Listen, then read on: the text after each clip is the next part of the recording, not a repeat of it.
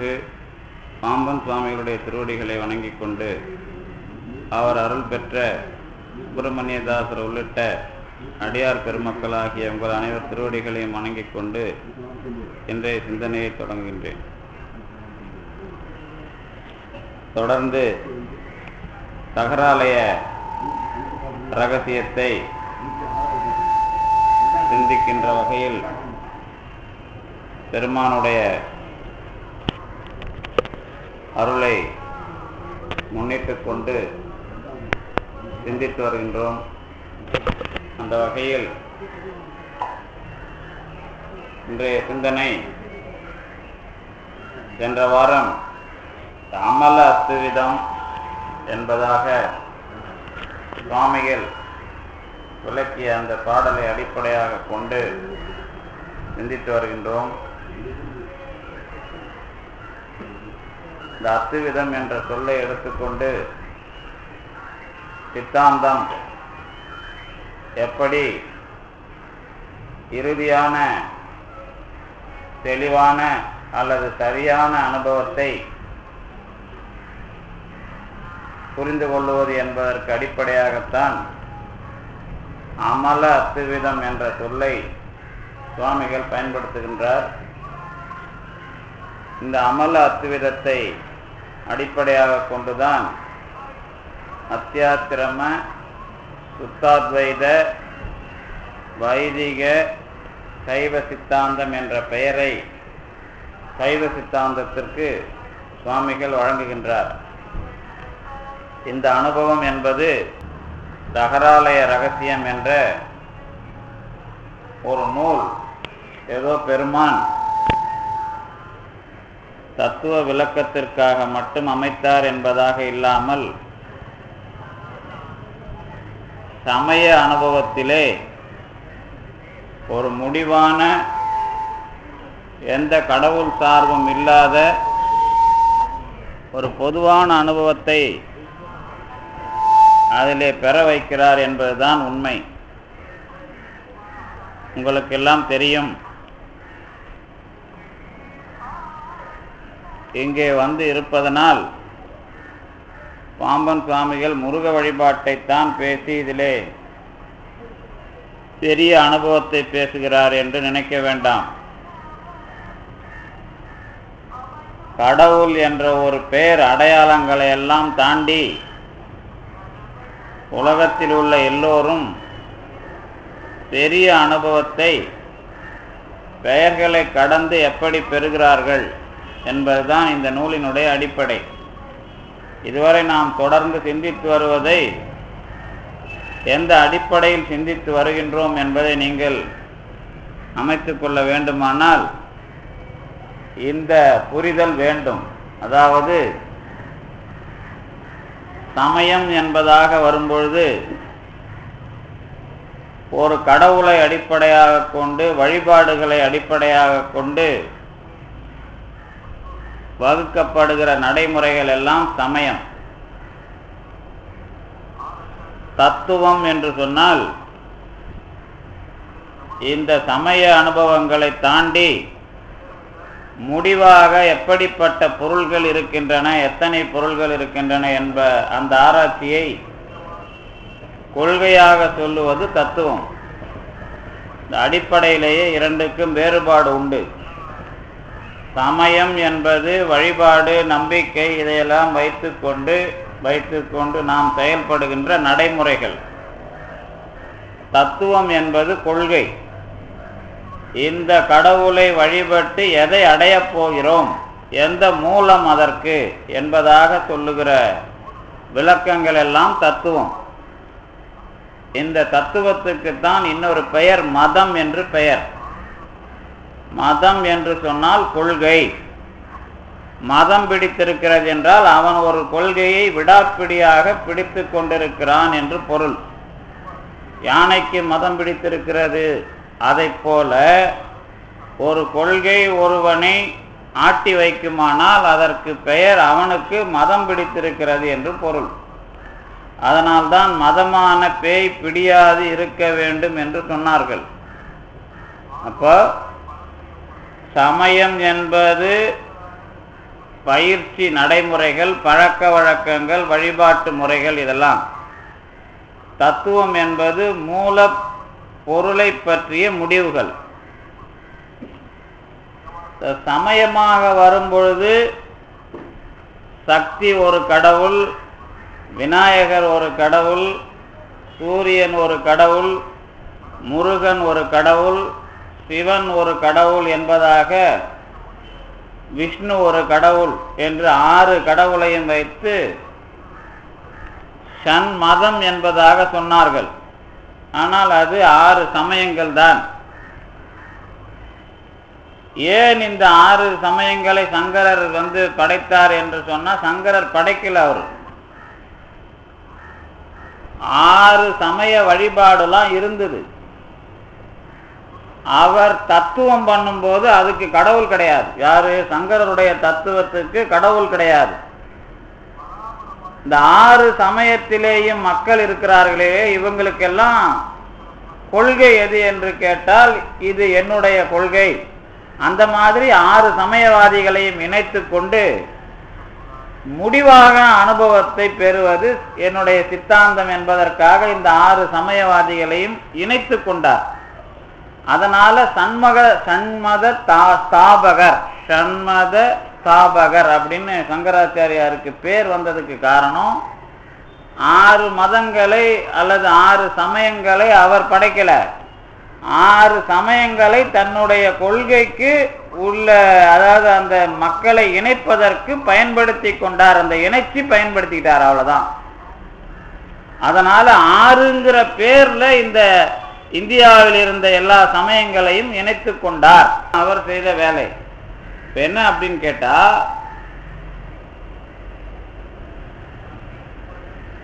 சிவபெருமானை கடவுளாக கொண்டு சைவம் இருக்கிறது. அதுக்கு பிறகு விஷ்ணுவை கடவுளாக கொண்டு வைணவம் இருக்கிறது. சூரியனை கடவுளாக கொண்டு சௌரம் இருக்கிறது. சக்தியை கடவுளாக கொண்டு சாக்தம் இருக்கிறது. கணபதியை கடவுளாக கொண்டு கானாபத்தியம் இருக்கிறது. முருகனை கடவுளாக கொண்டு கௌமாரம் இருக்கிறது அப்படின்னு ஒரு பட்டியல் சொல்லுவாங்க.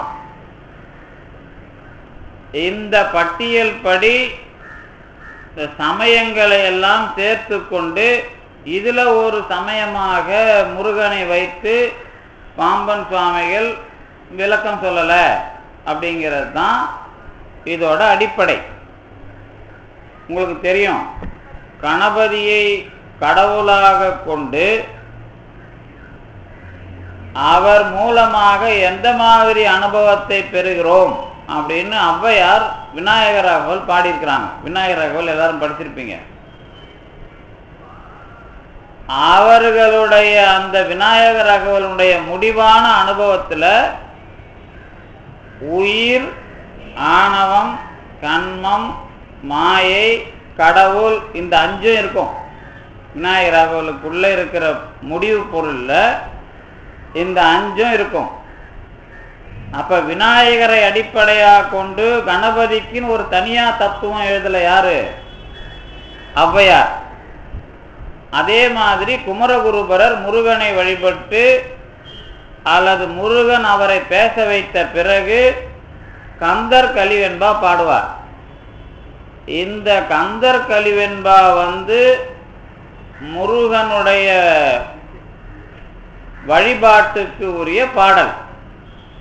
இந்த பாடலினுடைய இறுதியில அல்லது கொஞ்சம் அந்த முருகனுடைய உருவத்தை சொல்ல ஆரம்பித்த பிறகு கொள்கையை சொல்லுவார். முழுக்க முழுக்க சைவ சித்தாந்தத்தை அந்த முருகனுடைய வழிபாட்டில் அவர் சொல்லுவார்.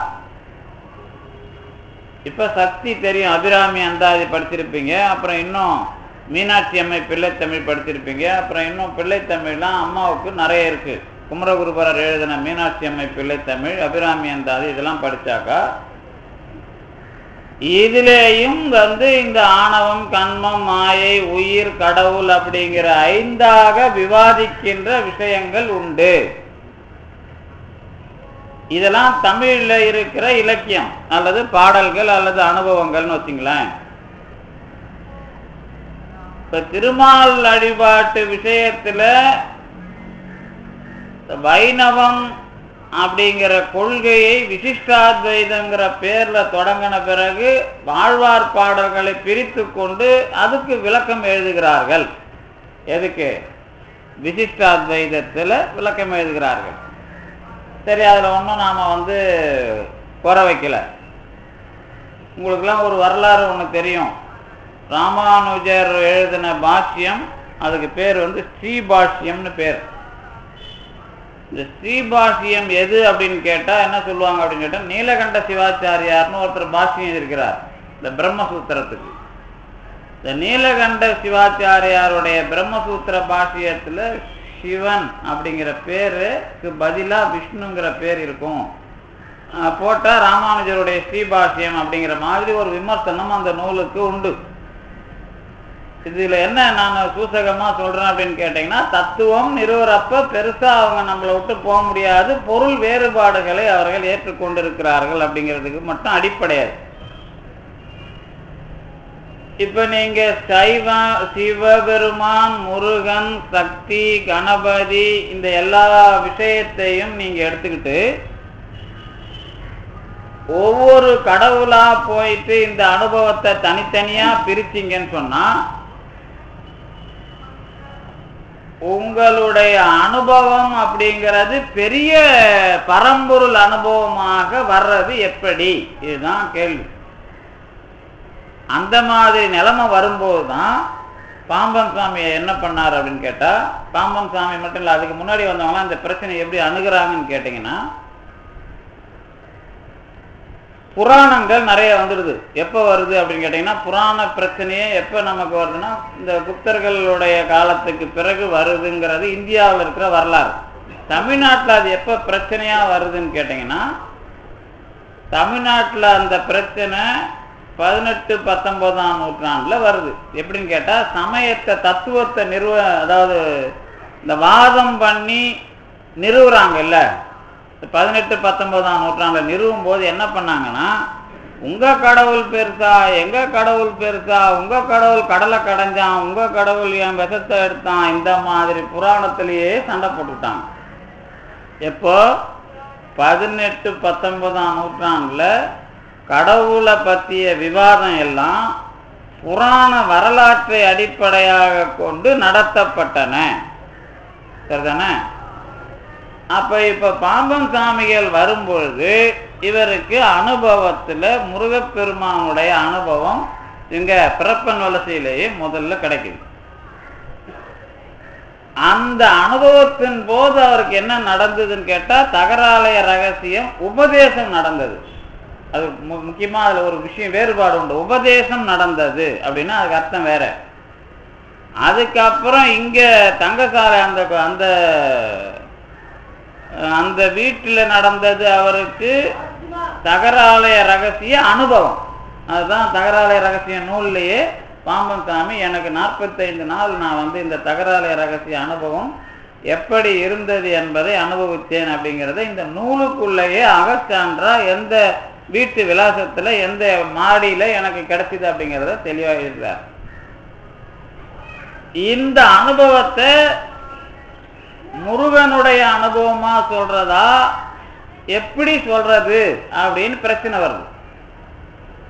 இப்ப நீங்க இதுல என்ன கவனமா இருக்கணும்னு கேட்டீங்கன்னா, இது முருகன் சிவன் பிரச்சனையா பார்க்க கூடாது.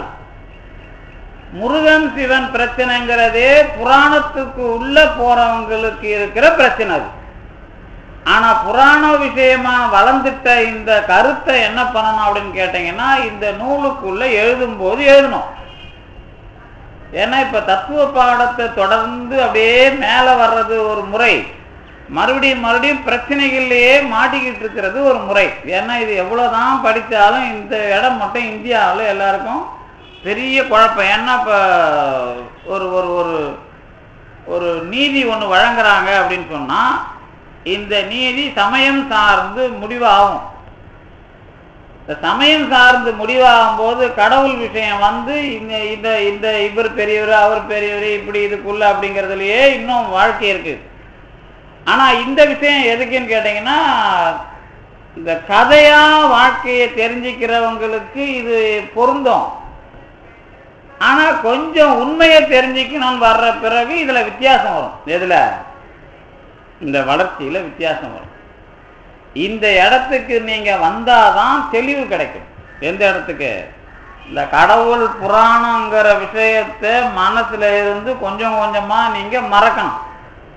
அல்லது இது இந்த உண்மையை தாண்டி சொல்ல வர்ற உண்மை வேற அப்படிங்கிறத பிடிக்கணும்.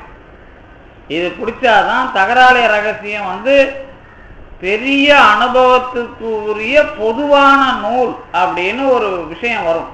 இதுல பாம்பன் சாமி என்ன பண்றாரு இந்த நூல்ல அப்படின்னு கேட்டா, ரெண்டு விஷயத்த முடிவு கட்டுறார். என்ன ரெண்டு விஷயம் அப்படின்னு கேட்டா, சிவன், சக்தி, முருகன். அதான் இது இந்த தகராலய ரகசியம் மாதிரியே பாம்பன் சுவாமிகள் செஞ்ச இன்னொரு நூல், முக்கியமான நூல்னா பரிபூரண ஆனந்த போதம். இந்த பரிபூரண ஆனந்த போதத்துல சாமி என்ன பண்ணுவாரு, சத்து சித்து ஆனந்தம் எழுதும்போது இந்த மூணுமே சிவன், சக்தி, முருகன், இந்த மூணோட இணைப்பு தான் சச்சிதானந்தம் அப்படின்னு அங்க ஒரு விளக்கம் கொடுப்பார். இது ஏன் கொடுக்கிறார் அப்படின்னு கேட்டா, நீங்க வரும்போதே இந்த முருகன் அப்படிங்கிறது சிவனை விட பெரியவன் அப்படிங்கிற மாதிரி நினைப்புல வராதிங்க. முருகன், சிவன், சக்தி இது இல்லாம ஒரு முழுமையான விஷயமா நினைக்க கத்துக்கணும் அப்படிங்கிறதுக்கு அதை எழுதுறார். அதுல இன்னொரு விஷயம், முக்கியமான விஷயம் சொல்லிடுறேன். அதுல ஆனா ஒரு முறை ஒண்ணு உண்டு. என்ன முறை அப்படின்னு கேட்டீங்கன்னா, இந்த வழிபாட்டுக்கு உள்ள சிவ வழிபாடு அப்படிங்கிற விஷயத்துக்குள்ள முருகன் இருக்கிறார். அதுதான் பாம்பன் சாமி நடராஜ பெருமானையே குகேசன் நடனம் அப்படின்னு அந்த பேரை குகேசன் சொல்லிட்டு நடராஜனுடைய விஷயமா எல்லாத்தையும் எழுதுறார். இப்ப நம்ம படிச்சுட்டோம் இல்ல, முன்னாடியே அதெல்லாம் படிச்சுக்கிறோம், அதெல்லாம் ஞாபகத்துக்கு வரணும். ஏன் எழுதுறாரு அப்படின்னு கேட்டா, சிவ வழிபாட்டுக்கு உள்ள முருகன் இருக்கிறாங்கிறது உனக்கு எப்படி அனுபவமாகும்? இந்த பிரச்சனை முதல்ல தெளிவாக்கினவர் யாருன்னு கேட்டீங்கன்னா திருமூலர். இந்த திருமூலர் எப்படி தெளிவு பண்ணாருன்னு உங்களுக்கு தெரியும்.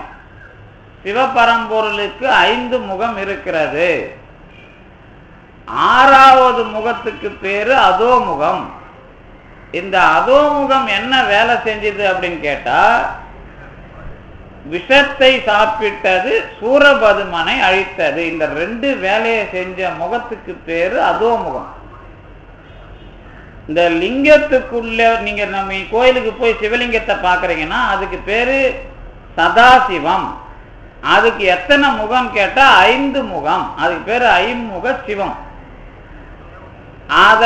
அதுக்கு உள்ள இருக்கிற முகத்துக்கு பேரு அதோமுகம்னு பேர். இப்ப நீங்க திருச்செந்தூருக்கு போறவங்களுக்கு எல்லாம் தெரியும், முருகப்பெருமான வழிபட்ட உடனே அப்படி லெப்ட்ல திரும்பினாக்கா உங்களுக்கு அந்த 5 சிவலிங்கம் உள்ள இருக்கும். இந்த 5 லிங்கத்தை இணைத்து 6வது முகமாக முருகப்பெருமானுடைய விஸ்வரூபம் அதோமுக தரிசனம் அப்படின்னு பேர். இதை திருமூலரே தெளிவா எழுதியிருக்கிறார். அதுல 2 என்னன்னா, ஒண்ணு விஷத்தை சாப்பிட்டது, இன்னொன்னு சூரபதுமனை அழித்தது. சூரபதுமனை அழித்தது முருகனுடைய வரலாறுன்னு தெரிஞ்சிருச்சு உங்களுக்கு. ஆனா விஷத்தை சாப்பிட்டது நடராஜ பெருமான் சொல்றோம்ல, நடராஜ பெருமானா இல்லையான்னு எப்படி சந்தேகம் வருதுன்னு கேட்டா, சிவபெருமான் தான் சாப்பிட்டாரு. வெளியே வந்தது நடராஜ பெருமான்ல நடனம் ஆடிக்கொண்டு அந்த நந்தியினுடைய 2 கொம்புகளுக்கு நடுவுல நடனம் ஆடிக்கொண்டிருந்தார். இதுதானே நம்ம படிக்கிறது. அப்ப சாப்பிட்டது யாரோ அவன் தானே வெளியே வரணும். அப்ப யாருன்னு கேட்டா அதுதான் நடராஜ பெருமானுக்குள்ளேயே முருகனை பாம்பன் சாமி சொல்ற இடம். இது திருமூலர் இந்த புள்ளியை இணைச்சு வைக்கிறார் முதல்ல. இதுக்கு பிறகு இந்த வரலாறுல முருகன், சிவன், இந்த இதுக்குள்ள நீங்க பிடிக்க வேண்டிய இடம் அதே. அதுக்குதான் நான் தெளிவா சொல்றேன். சிவ வழிபாட்டுக்குள்ளேயே முருகன் இருக்கிறான். ஆனா நீங்க இந்த பெரிய அனுபவத்துக்கு வரணும்னு சொன்னா ஒண்ணு சிவ வழிபாட்டுக்குள்ளேயே அதை பிடிக்கணும். அப்படி இல்லையா அதை தாண்டி முருக வழிபாட்டுக்குள்ள வந்தாதான் இந்த பெருசுக்கு போக முடியும். ஆனா இது நீங்க முருக வழிபாட்டுக்குள்ள வந்து கடந்து பெருசுக்கு போறீங்கல்ல, பெருசுக்கு போன உடனே அது முருகனும் இல்லை, சிவனும் இல்லை, சக்தியும் இல்லை, ஞாபகம் வரும். அப்படி வந்தா தகராலே ரகசியம். கொஞ்சம் குழப்பமா இருக்குதா? இன்னும் மிரள்றீங்க. இது இவ்வளவு நாள் படிச்சது அதுதான். அதுக்குதான் நான் இன்னைக்கு அதை தெளிவா சொல்றேன். சிவ வழிபாட்டுக்கு உள்ள போறீங்க அப்படின்னு சொன்னா இதுக்குதான் பாம்பன் சாமி திருஞான சம்பந்தரை தெளிவா எடுத்து வச்சுட்டு எழுதுறார். நான் அதுக்கு விளக்கம் போன வாரம் 2 வாரமா அதான் சொன்னேன். என்ன சொன்னேன்? திருஞான சம்பந்தர் யாரை அனுபவித்தார், சிவனை அனுபவிச்சாரா முருகனை அனுபவிச்சாரான்னு ஒரு பட்டிமன்றத்துக்கு ஏற்பாடு பண்ணீங்கன்னா என்ன பேசுவோம்? சிவனை அனுபவிச்சாரா முருகனை அனுபவிச்சாரான்னு கேட்டா என்ன சொல்றதுன்னு எல்லாருக்கும் குழப்பம் வரும். சேக்கிழார் மட்டும் ஒரு விஷயத்த சொல்றாரு. என்ன சொல்றாருன்னா, அவர் இந்த உலகத்துல பண்ண வேலை ஒரு வேலை தான். என்ன வேலைன்னா, சிவய நம என்ற விஷயத்தை இந்த உலகத்தில் நிலைநாட்டினார். வேதம் 4 மெய்ப்பொருள் ஆவது நமச்சிவாய என்ற விஷயத்துக்கு அடிப்படையான சிவய நம என்ற மந்திரத்தை இயக்கினார். சேக்கிழார் சொல்றது, சிவய நம என்று மந்திரம் எழுதப்பட்ட கிண்ணத்துல தான் முதல்ல அவருக்கு பால் கொடுக்குறாங்க. எங்க? சீர்காழியில். அதுக்கு அப்புறம் அவருக்கு கொடுக்கறது எது? 2வது அவருக்கு கொடுக்கறது தாளம். அதானே கொடுக்குறாங்க. இந்த தாளத்துல சிவய நமன்னு எழுதியிருக்குது. அந்த தாளத்துக்கு அப்புறம் அம்மை வந்து ஓசை கொடுக்குறா தங்கத்தாளத்துக்கு. அதுக்கப்புறம் பல்லக்கு கொடுக்குறாங்க. இந்த பல்லக்கில் அவர் ஏறும்போது சிவய நமன் சொல்லிக்கிட்டு தான் ஏறுவார். இப்படி ஒவ்வொரு நிகழ்ச்சியும் திருஞான சம்பந்தருக்கு சிவய நம அப்படின்னு தான் எல்லா நிகழ்ச்சியும். கடைசியா ஜோதியில ஏறும்போதும் 5 எழுத்தை சொல்லித்தான் ஏறினார். இது திருஞான சம்பந்தர் வரலாற்று சேக்கிழார் சொல்ற முறையில படிச்சீங்கன்னா இது தெரியும். இதுக்கு என்ன அர்த்தம் அப்படின்னு கேட்டா, இங்க முருகனும் இல்லை சிவனும் இல்லை. எதுல? சிவய நம என்பதுல இறைவன் என்ற ஒருவன் இருக்கிறான். அவனுடைய அருள் நமக்கு இந்த உலகத்தில் வேலை செய்கிறது. ஆன்மா என்று நாம் ஒருவர் இருக்கிறோம். நமக்கு மலங்கள் ஆணவம் கண்மம் மாயை இருக்கின்றன. இந்த உண்மையை நீங்கள் தெரிந்து கொள்ள வேண்டும். வாழ்க்கையில் தெரிந்து கொள்வதோடு கூட வேதம் வரைக்கும் இதுதான் உண்மை என்று நீங்கள் தெரிந்து கொள்ளுங்கள். இப்படி வேலை செய்தவர் திருஞான சம்பந்தர். ஆனா அவரே என்ன பண்றார் அப்படின்னு கேட்டீங்கன்னா, 2-3 இடத்துல முக்கியமா வரும்போது அவரோட பாட்டுக்கு உள்ள போனீங்கன்னா இந்த மாதிரி இன்னொரு விஷயத்தை தெரிஞ்சுக்கலாம் அப்படின்னு பாம்பன் சுவாமி சொல்றார். என்ன விஷயத்தை தெரிஞ்சுக்கலாம்னு கேட்டா, முதல் பாடல்னு திருஞான சம்பந்தர் பாட்டு கிடைக்குது. அந்த பாட்டுக்குள்ள அருநெறிய மறைவல்ல முனியகன் பொய்கை அலர்மேய பெருநெறிய பிரம்மாபுரம் மேவிய பெம்மான் இவன் தன்னை ஒரு நெறிய மனம் வைத்து உணர் ஞான சம்பந்தன் திரு நெறிய தமிழ் வல்லவர் தொல்வினை தீர்தல் எளிது ஆமே. இது திருஞான சம்பந்தருடைய முதல் பாட்டோட கடைசியா பதிக பயன் சொல்ற அல்லது என்னோட பலன்னா என்ன அப்படிங்கிற ரூட் மூலத்தை சொல்ற பாட்டு. சரிதானே? இந்த பாட்டுல என்ன சொன்னார்னு படிச்சனாமா, நீங்க எத்தனை தடவை படிச்சாலும் அதே உங்களுக்கு ஞாபகம் வரமாட்டேங்குது. அந்த அருநெறிய மறைவல்ல முனியகன் அப்படிங்கிறதுக்கு பாம்பன் சாமியை படித்த பிறகுதான் சைவ சித்தாந்தத்துக்கு என்ன உண்மை அப்படின்னு தெரியும். ஆனா இதுக்கு நடுவில் ஒருத்தர் வேலை பார்த்துக்கிறாரு. அந்த ஆளை தூக்கி அடிச்சுட்டாங்க ஒரு ஆள். அவர் யார் அப்படின்னு கேட்டீங்கன்னா உமாபதி சிவாச்சாரியார். இந்த சைவ சித்தாந்தத்துக்கு மெய்கண்ட சாத்திரங்கள்ல முக்கியமான 8 நூலை பாடினவர் யாரு? உமாபதி சிவாச்சாரியார். இந்த உமாபதி சிவாச்சாரியார தில்லை கோயில்ல உட்கார விடாம தூக்கி அடிக்கிறாங்க. ஏன் தூக்கி அடிக்கிறாங்க அப்படின்னு கேட்டா, அவர் இந்த பாம்பன் சாமி மாதிரி ஒரு ஆள். அப்புறம் சொல்றேன் அதுக்கான விஷயம் என்ன அப்படிங்கிறது அப்படி இணைப்பேன். பாம்பன் சாமி எப்படி சைவ சித்தாந்தத்தில் இன்னும் சேர்த்து எழுத மாட்டேன்னு எல்லாம் உட்காந்துட்டு இருக்காங்களோ, இதை விட இவருக்கு முன்னாடி ஒரு ஆள் அந்த மாதிரி பண்ணி வச்சிருக்கிறாங்க. அவர் தான் உமாபதி சிவாச்சாரியார். அதில் என்ன நுட்பம்னு கேட்டீங்கன்னா, உமாபதி சிவாச்சாரியோட வாத்தியார் பேரு, அவர் எழுதின நூல் என்ன அப்படிங்கிற விவரமே வெளியே வராம பண்ணி வச்சிருப்பாங்க. ஏன் அப்படின்னு கேட்டீங்கன்னா, உமாபதி சிவாச்சாரியாருடைய வாத்தியார் ஊரு பெண்ணாகடம், அவர் பேரு மறைஞான சம்பந்தர்.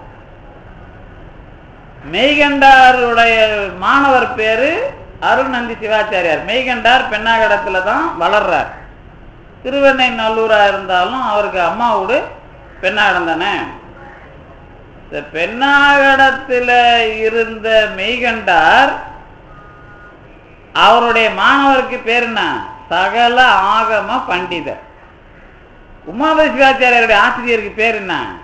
மறைஞான சம்பந்தர். அந்த ஆகமத்துக்கும் வேதத்துக்கும் போட்டி அங்க ஆரம்பிச்சுக்கிறது உங்களுக்கு தெரியுதா? இப்போ இதுல இன்னொரு நுட்பத்தை வைக்கிறார். யாரு? உமாபதி சிவாச்சாரியார் சிவபிரகாசம் பாடும்போது என் குருநாதர் சாமவேதிங்கிறார்.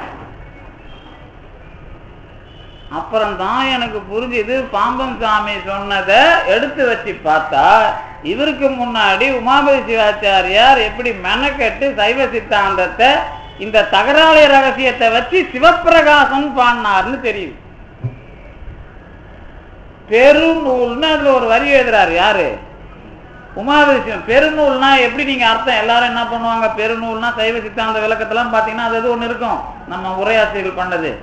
ஆனா பாம்பன் சாமிகள் உரையை படிச்சு பார்த்துட்டு ஓல ஆரணம் நான்கினும் என்ன எழுதுவாரு? சாமம் எழுதியிருக்கிறாரா? படிச்சீங்களா? ஞாபகம் இருக்கா? அதுக்குள்ள எழுதும்போது அந்த உரையில என்ன இருக்கிறாரு? எதுக்கு எத்தனை சாகைன்னு எழுதி சாம வேதத்துக்கு மட்டும் 1000 சாகைக்கு இருக்குது, அதுதான் பெரிய நூல் அப்படின்னு எழுதினார்ல. அதுக்கு பிறகுதான் நமக்கு என்ன தெரிஞ்சுது?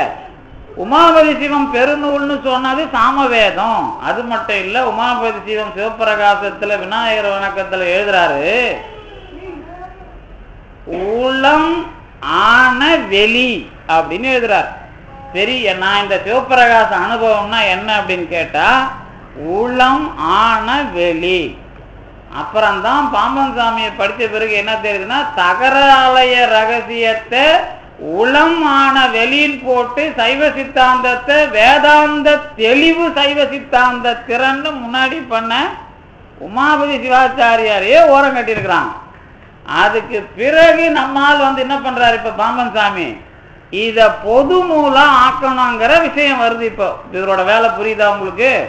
பாம்பன் சாமியோட வேலை என்ன? அதனால்தான் தில்லையை வச்சு இவர் எவ்வளவு உண்மையை தெரிஞ்சிருக்கிறாருங்கிறது, நீங்க இவ்வளவு நூலோட வரலாறு தெரிஞ்சாதான் பாம்பன் சாமி தில்லையில இருந்து எவ்வளவு விஷயத்துக்கு உள்ள போயிருக்கிறாருன்னு தெரியும். அப்ப என்ன வருது? அதனாலதான் இப்ப திருஞான சம்பந்தர் சொன்னல, இந்த பிரமபுரம் அப்படின்ன போனே சீகாழி சீகாழின்னு எழுதிதான் எல்லாருக்கும் பழக்கம். சீர்காழி தான் இல்லைன்னு சொல்லல. ஆனா பிரமபுரம் அருநெறிய மறைவல்ல முனியகன் பொய்கையலர் மேய பிரமாபுரம்னார் அவர். உடனே என்ன எழுதணும்? வேதத்தில் வல்லவனான சிவபெருமான் இருக்கிற சீர்காழின்னு விளக்கம் எழுதினாங்களே தவிர, வேதத்துக்கு உள்ளே இருக்கிற தகர வித்தையை அனுபவமாக பெற்ற திருஞான சம்பந்தன் எழுதுற. அதை எழுதுனது யாரு? பாம்பன் சாமி தான் எழுதினார். அதுதான் முதல்ல தகராலய ரகசியத்திலேயே அந்த பாட்டை போடுறார். என்ன எழுதுறாருன்னா, அரு நெறி மறை. முதல்ல அதுக்குதான் பாம்பன் சாமி அந்த விளக்கத்தை மறைகள் என்பது பிரம்மத்தை மறைவாக விளக்குவது ஆதலினால் மறை. பிரம்மம் மறைபொருளாக இருப்பதனால மறை. அத ரகசியமா சொன்னது உபநிடதம்.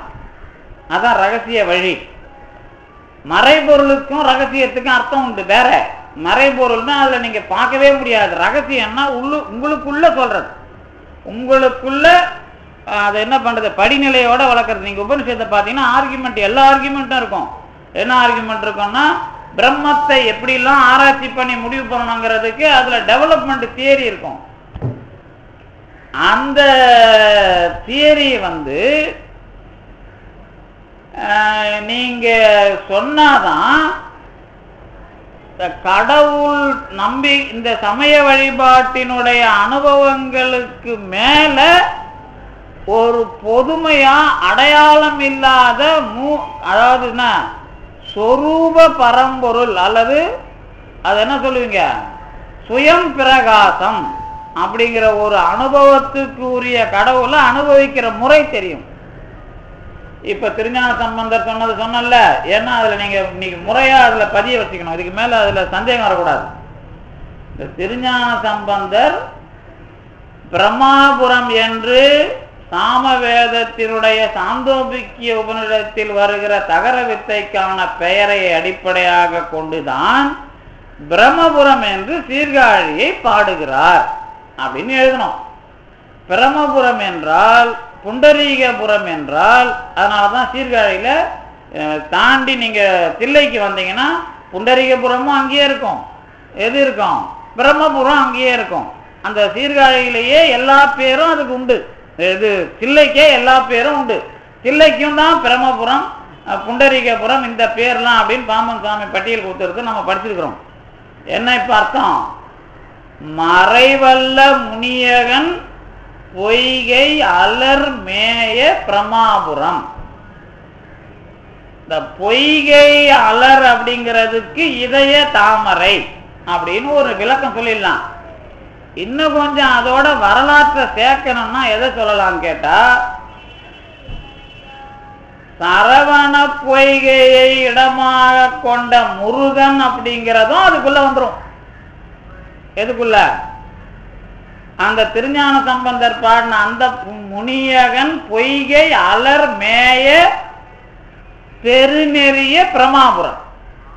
அப்ப பெரிய அனுபவத்துக்கு உரிய முருகனை அவர் அனுபவமாக கொண்டவர் யாரு? திருஞான சம்பந்தர். இதனாலதான் அவர் வேலையா செய்யும் போதும் ஊர் வேலையா செய்யும் போதும் வித்தியாசம் வரும். இந்த ஊர் வேலை செய்யறதுனா என்ன அப்படின்னு கேட்டீங்கன்னா, இப்போ ஊர் வேலை ஊரோட ஒத்துப்போ அப்படின்னா ஏன் சொன்னோம்? ஊரோட ஒத்துப்போன நீ பெரிய அறிவாளியா இருப்பா, அதை பத்தி கவலை இல்லை. இந்த ஊர்ல ஒரு முறை வச்சிருக்கிறாங்கல்ல, அதுக்காக நீ என்ன பண்ணணும்? நீ பெரிய அனுபவத்தை பெற்றா கூட எல்லாரும் சாமி கும்பிட போற மாதிரி நீ போனாதான் ஊர் ஒழுங்கா வந்து அவன் வந்து அதை பயன்படுத்துவான். அப்படி இல்லைன்னா அவரே போல நான் எதுக்கு போகணும்னு சொல்லுவான். அதனால ஊரோட ஒத்துப்போ அப்படிங்கிற மாதிரி ஒரு நடைமுறை. அந்த மாதிரி திருஞான சம்பந்தர் இந்த அற்புதம் பண்ணதெல்லாம் ஊர் விஷயமாக என்னைக்கு சமூகத்துல என்ன பிரச்சனையோ அதுக்குள்ள சந்திக்கிறது. அவங்க அப்பாவுக்கு பணம் கேட்கும் போது திருவாவடுதுறையில எப்படி கேட்கிறார், எப்படி கேட்டாரு சொல்லியிருக்கிறேன் நான். அதை யார்கிட்ட கேட்டாரு? அந்த பணத்தை திருவாவடுதுறையில சிவபெருமான்கிட்ட கேட்டாரா? யாருகிட்ட கேட்டாரு? இலை நுனை வேற்படை எம் இறையை அப்படின்னு பதிகத்துல சொல்றார். இந்த வேற்படை வச்சிக்கிறவன் தான் எம்முடைய இறைவன், நான் அவங்கிட்ட தான் பணத்தை வாங்கி அங்க கொடுக்க போறேங்கிறார். அப்ப அப்பாவுக்கு வேள்விக்கு பணம் கொடுக்கும் போது மூலப்பொருளாகிய அந்த அதோமுகத்துக்கிட்ட இருந்து வாங்கி கொடுக்கிறார் திருவாவடுதுறையில. அதனாலதான் திருவாவடுதுறையில இருந்த திருமூலருக்கு அதோமுக தரிசனம் சொல்ற வாய்ப்பு கிடைக்குது. அப்ப திருவாவடுதுறை நீங்க போனாலே இலிங்கத்துக்கு உள்ள பெரிய பரம்பொருளான எது முருகன் நான் சொல்ல மாட்டேன், முருக அனுபவமும் வருது அப்படின்னு சொன்னா தகராலய அனுபவம் என்கிற பெரிய என்னது அது பரம்பொருளின் மூலம் அது. இததான் அவரு திருமுதுகுன்றத்துல வரும்போதும் அந்த உண்மையை சொல்லிடுறாரு. யாரு? திருஞான சம்பந்தர். திருமுதுகுன்றத்துல வரும்போது என்ன உண்மையை சொல்றாருன்னு கேட்டீங்கன்னா, போன வாரம் அதை சொன்னான்னு தெரியல, இந்த அகப்பே சித்தர் கதை சொன்ன நான் போன வாரங்க இல்ல. இந்த விருத்தாசலம் போனீங்கன்னா கொளஞ்சியப்பர் கோயிலுக்கு போங்க. கொளஞ்சியப்பர் கோயில் ஒன்று இருக்குது இல்ல, சேலம் ரோட்ல இருக்கும். அந்த குழந்தை அது இதுன்னு வர்றதுக்கெல்லாம் ஒரு விஷயமா அதை வைக்கிறாங்க. இது வந்து முக்கியமான செய்தி தான். கொளஞ்சியப்பர் கோயில்ல வந்து இன்னொரு விஷயம் ஒன்று இருக்குது. இங்க நிறைய பேருக்கு தெரிஞ்சிருக்கலாம், தெரியாம இருக்கலாம். எனக்கு தெரிஞ்ச ஒருத்தர் திருவனந்தபுரத்துல இருந்து 20 வருஷமா அங்க போறாராம். எதுக்கு போறாரு அப்படின்னு கேட்டீங்கன்னா, அந்த ஊருக்கு போய் உங்களுக்கு ஏதாவது பிரச்சனை இருந்தால் அங்கே பிராது எழுதி கொடுப்பாங்க, வக்கீலுக்கிட்ட கொடுக்குற மாதிரி. அதாவது என்னது அது, உங்களுடைய வழக்கை நீங்கள் கொடுக்கறது அங்கே எழுதி பணம் கட்டிடணும். கிலோமீட்டருக்கு இவ்வளோன்னு கேட்டு வாங்குவாங்க, அது கவர்மெண்ட்டே அதை பண்ணும். அதை எழுதி வாங்கி அந்த சீட்டை என்ன பண்ணுவாங்க, வேலில் கட்டிடுவாங்க. இந்த கட்டின பிறகு ஒரு 90 நாளில் உங்கள் வேலை முடிஞ்சிடும். முடிஞ்ச பிறகு நீங்கள் போய் அதை வாபஸ் வாங்கிக்கணும். அந்த மாதிரி ஒரு நடைமுறை அந்த கொளஞ்சியப்பர் கோயிலில் இருக்குது. அது ஏன் தொடங்கிச்சான் அப்படின்னு கேட்டால், இந்த சுந்தரர் தான் அந்த வேலைக்கு காரணம். இந்த சுந்தரர் போன உடனே பெருமான் தங்கம் கொடுக்குறான் விருதாசலத்தில். அந்த தங்கத்தை கடவுள் வாங்கலையாம். யார்? சுந்தரர் வாங்கலை. வாங்காமல் நீ என்ன வழியில் என்ன கொடுக்குற, திருவாரூரில் வேணா கொடுத்துட்டு போ அப்படின்னு வாங்காத போயிட்டாராம். போனவரை திருப்பி கூப்பிட்றதுக்கு சிவபெருமான் வழக்கு கொடுக்குறார். யார்கிட்ட? இந்த கொளஞ்சியப்பர் கோயிலில் இருக்கிற முருகன் கிட்ட அப்படின்னு ஒரு வரலாறு. அதுக்கு பிறகுதான் எல்லாரும் வழக்கு கொடுத்து வெற்றி பெற மாதிரி இந்த கொளஞ்சியப்பர் கோயில் வரலாறு. அதுக்கப்புறம் சுந்தரரை திருப்பி அவர் அனுப்புறாரு. சுந்தரர் வந்து அதுக்கப்புறம் தான் தங்கத்தை வாங்கி மணிமுத்தாரில் போட்டு திருவாரூர் குளத்தில் எடுக்கிறார். இது வரலாறு, பெரிய புராணத்தில் வர்றது. இந்த வரலாற்றில் என்ன மூலம் அப்படின்னு கேட்டீங்கன்னா, அது முருகன் மட்டும் இல்லைங்க, அந்த இடத்துல இருக்கிறது அகப்பேய் சித்தர்னு ஒரு குறிப்பு எழுதியிருப்பாங்க.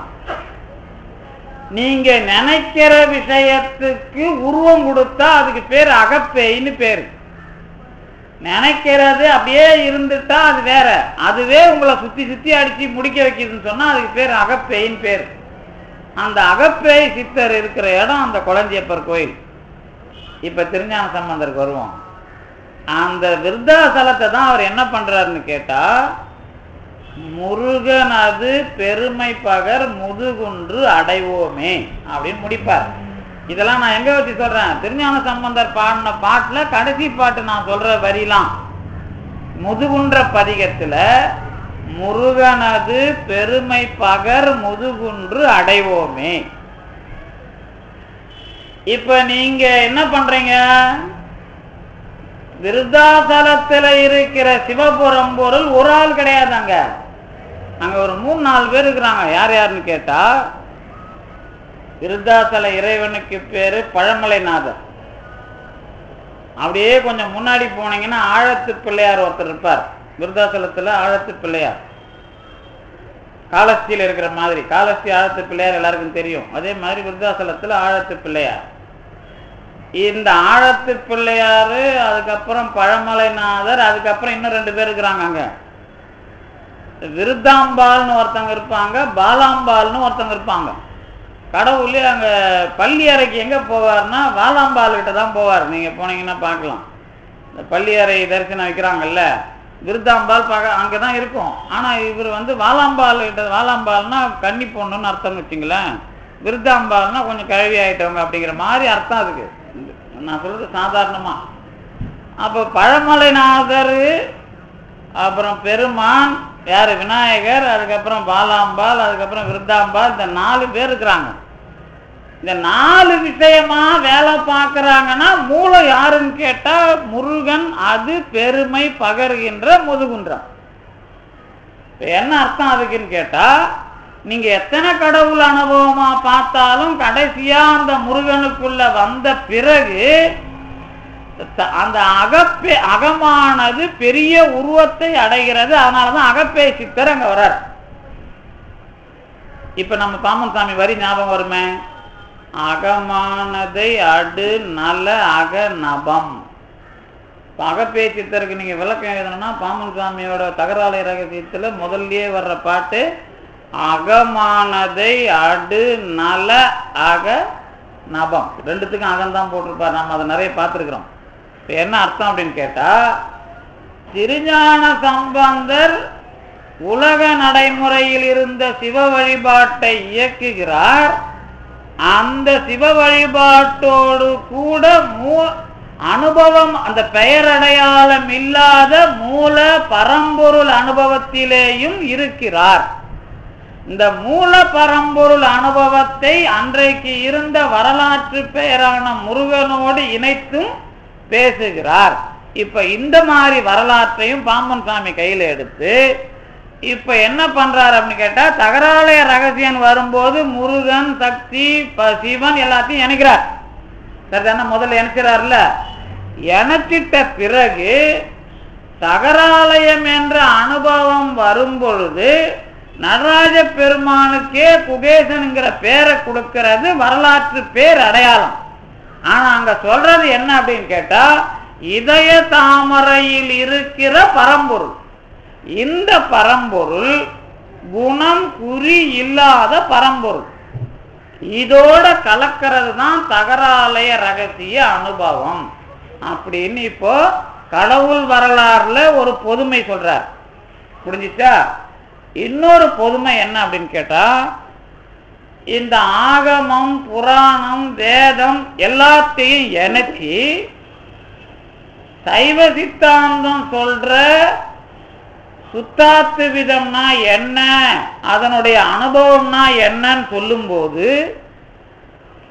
வேத உபநிடதத்தில் வருகிற தகர வித்தையில் கொண்டு போய் அதனுடைய அனுபவமாகத்தான் இது விளைகிறதுங்கிற விஷயத்தையும் பண்ணதுனால வேதம் உடன்பாடும் சைவ சித்தாந்த சாஸ்திரங்கள்ல எழுதினாலும் சைவம் வரும்போது வேதத்தினுடைய விளக்கமாக வரவில்லை. இப்ப நீங்க உடனே ஒரு கேள்விக்கு, இங்க நிறைய பேர் தமிழ் ஆர்வலர் இருந்தா ஒரு கேள்வி வந்துடும். என்ன வரும்? 2 கேள்வி கேட்பாங்க. இந்த பாம்பன் சாமி ஏன் வந்து தமிழ் வடமொழியும் ஈர்த்து வச்சு பேசி சப்போர்ட் பண்றாருன்னு ஒரு சில பேர் கேட்டுருப்பாங்க. வெளியே கேட்குறாங்கல்ல, உங்களை கேட்டுக்கிறாங்கல்ல, அந்த மாதிரி ஒரு கோஷ்டி பேசிட்டு இருப்பாங்க. இது இன்னொரு பக்கம் இருக்கும்.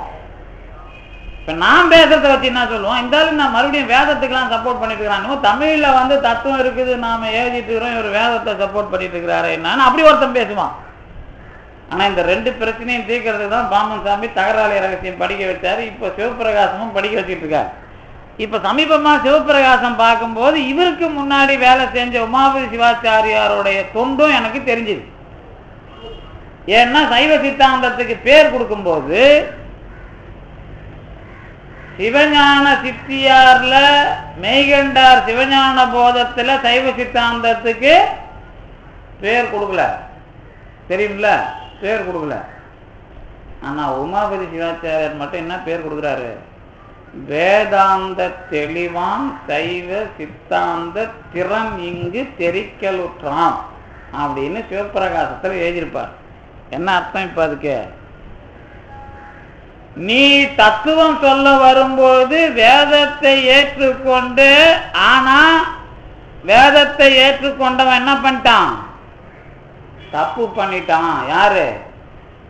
உங்களுக்கு ஞாபகம் வருதா? இப்போ வேதத்தை ஏற்றுக்கொண்டு நானே கடவுள்னு தப்பு பண்ணாதீங்கப்பா, நானும் கடவுளும் சேர்ந்த அனுபவமா தகர வித்தைய புரிஞ்சிக்கிங்கன்னு யார் எழுதுனது? முதல்ல சிவபிரகாசம். இது உமாபதி சிவாச்சாரியார். அதை முருகனை வைத்துக் கொண்டு தெளிவாக விரிவாக அதை நிறுவியவர் பாம்பன் சாமிகள்.